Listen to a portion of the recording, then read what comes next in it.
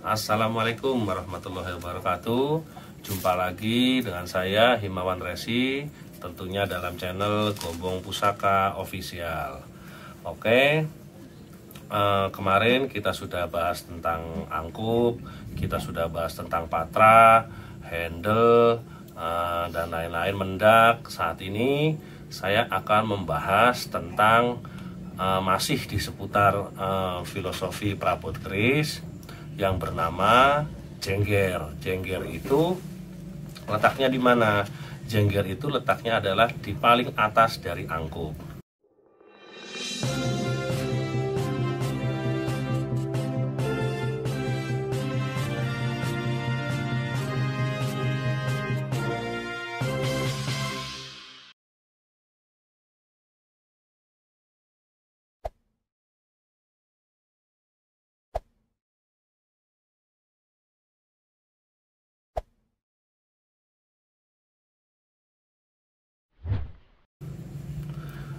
Ini adalah angkup kemarin.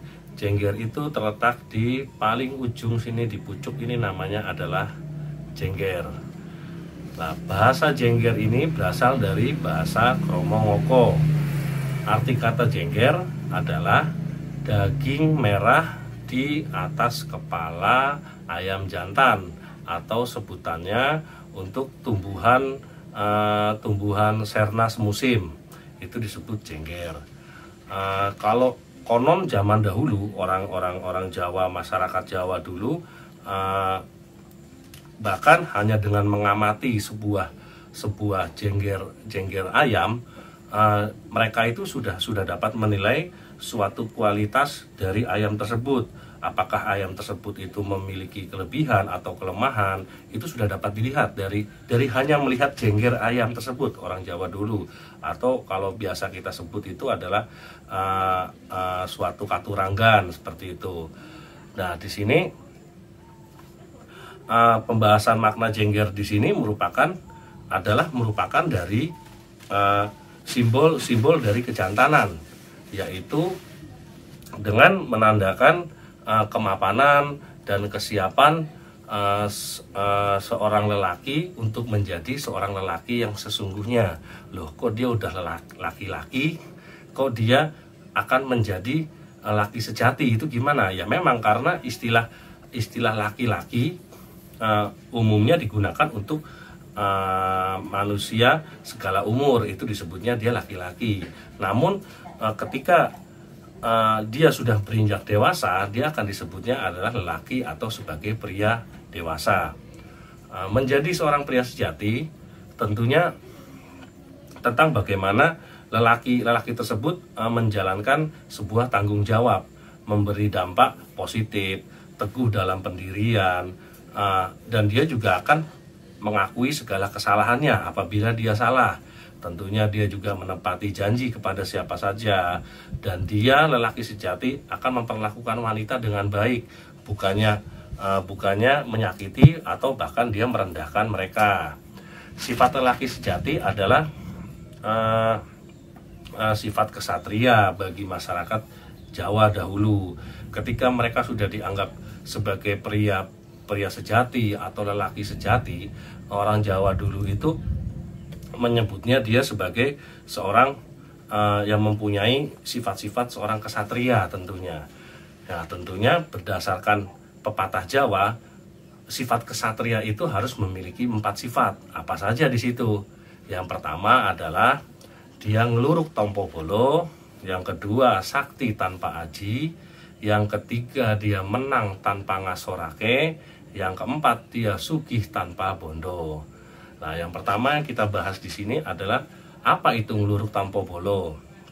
Jadi ada istilah Jawa itu dengan sebutan ngeluruk tanpa bala, seperti itu, atau ngeluruk tanpa bolo.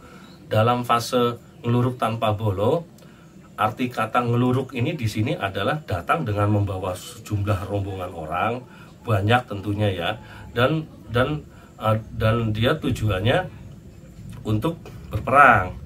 Sedangkan kata tanpa bala di sini berarti tidak membawa rombongan tersebut atau teman.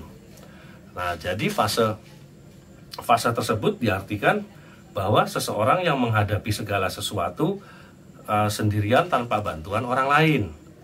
Prinsip hidup yang ingin disampaikan dan diajarkan dalam ungkapan ini adalah tentang sebuah keberanian yang di dalam menjalani sebuah kehidupan untuk bertanggung jawab dan mandiri, menjalani segala sesuatunya, dihadapinya permasalahan yang ada tanpa harus mengharapkan atau bahkan mengandalkan orang tua, saudara, teman yang banyak, dan lain-lainnya.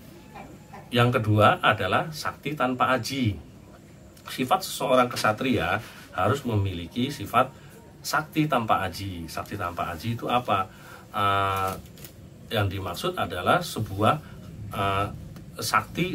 Kata sakti di sini adalah sebuah kemampuan yang melebihi dari orang biasa. Dalam hal ini biasanya berhubungan dengan kanuragan, bela diri, ataupun kemampuan-kemampuan yang semacam dengan supranatural, dia ilmu kebatinan.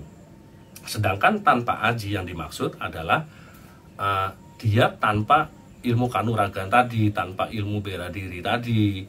Nah, sehingga boleh dikatakan bahwa seseorang itu memiliki kemampuan yang lebih dari kemampuan orang biasa dengan kemampuan yang ada di dalam dirinya sendiri. Ajaran yang disampaikan adalah tentang bagaimana kita memberdayakan segala sesuatu yang ada di dalam diri kita, sehingga kita mempunyai kemampuan yang lebih untuk menjalani hidup tanpa mengandalkan kekuasaan atau jabatan untuk menghadapi segala masalah dalam dilema kehidupan yang ada saat ini. Itu yang disebut dengan sakti tanpa aji.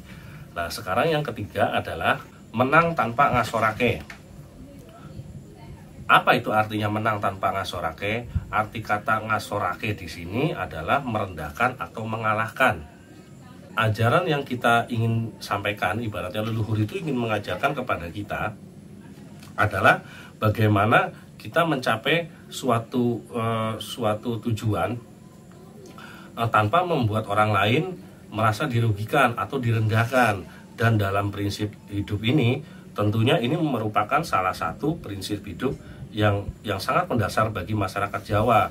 Contoh-contoh yang bisa kita ambil, ibaratnya kita menjadi penjilat kepada keatasannya. Itu kalau bagi ksatria dia tidak mau.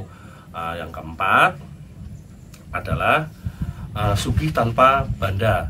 Sugih tanpa banda di sini, kata sugih bisa diterjemahkan dalam bahasa Indonesia yang artinya adalah kaya dan dia sangat berkecukupan. Sedangkan tanpa banda terjemahannya adalah tanpa harta benda. Dalam fase ini pun arti katanya juga bertolak belakang sekali dan identik dengan mempunyai harta benda yang banyak. Sedangkan kata lainnya mempunyai arti dia tidak mempunyai harta benda.